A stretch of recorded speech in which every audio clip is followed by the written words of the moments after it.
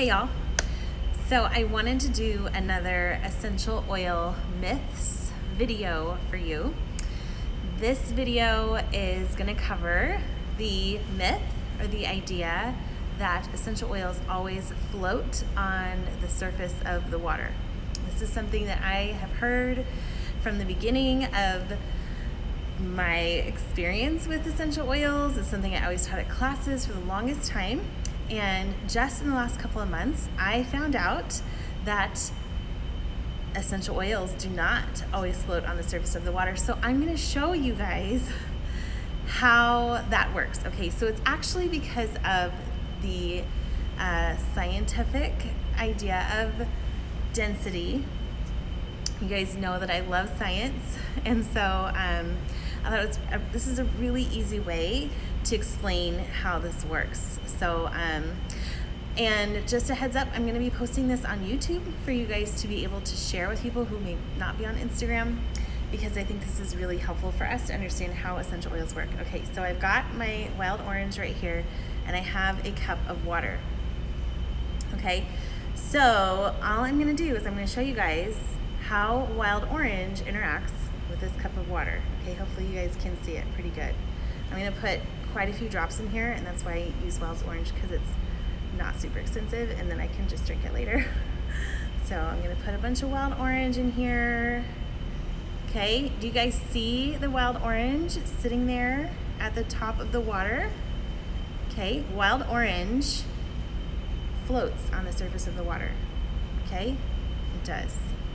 And then it like expands and covers the surface of the water. So this is actually really important if you guys ever use your essential oils in the bath, or if you're using it in your water, they might float on the surface of the water. So that's why you need an emulsifier if you use them in the bath, like Epsom salts, so they don't float on the surface of the water.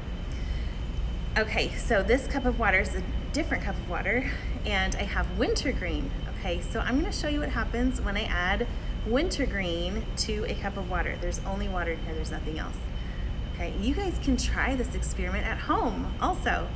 Okay, this is fun to do with kids. I actually did this experiment at my kids' co-op, homeschool co-op this spring. That's where I first did this experiment, and I thought it was really cool, so I wanted to share it with you guys. Okay, wintergreen, cup of water. Here we go. Ready? And I wanted to use wintergreen because it's pink. What is going on with that wintergreen, you guys?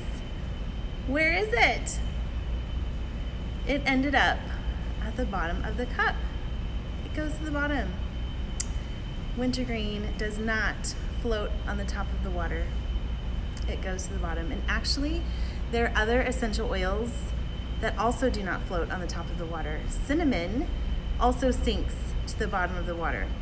So if you have a blend, like On Guard has cinnamon in it, has wild orange, has a few other oils, some of those oils are staying on the surface, some of those oils are sinking to the bottom of the water. Are you going to be able to see this? No, because the molecules are so small, you're not going to be able to see them floating to the bottom like you could with this wintergreen oil. That's still there on the bottom. Do you guys see it? I know it's blurry, I'm sorry. But that wintergreen oil is still sitting there on the bottom of the cup. Not all oils float on the surface of the water. Some of them sink. However, they still end up in globs. They still stick together. So you still need an Epsom salt in your bath so that the essential oils aren't in a glob soaking into your skin. You still need your Epsom salts. You still need your emulsifier. If you're adding essential oils to your water to drink, put it in a container that you can shake, or you can mix up really good before you drink it, or else you're gonna get a huge hit of that essential oil. And if it's spicy at all, like On Guard, it might be uncomfortable on your lips or on your tongue. So anyways, you guys, hope you enjoyed that little myth busting video, and thanks for watching. Bye.